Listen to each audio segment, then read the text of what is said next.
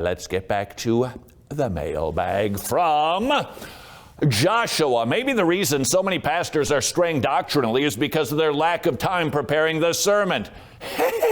This rather emotional today. Not a question, it's actually a comment. And it is a most excellent observation. I couldn't agree more. Pastors grow in sanctification by doing their primary job, which is preparing the Sunday morning sermon.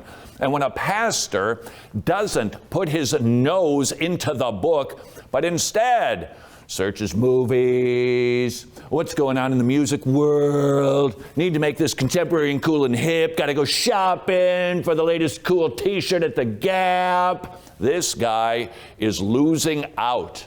He is not progressing and advancing in sanctification like the man who is chained to his pastoral desk. The door is locked, and this man is forced to sit with that book. It will have an effect on him. He loses, and so does the congregation. The pastor who is not spending more time in the Word than anybody else in the congregation, shouldn't he be? Seriously. Why do you go to a lawyer?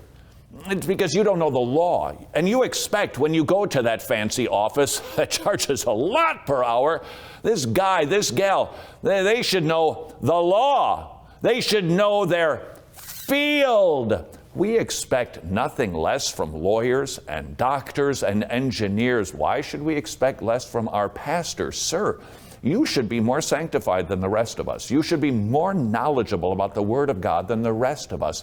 And if you're not spending that diligent, laborious time in the book, preparing to prayerfully deliver the Word of God, you are stunted in sanctification, and so is your flock.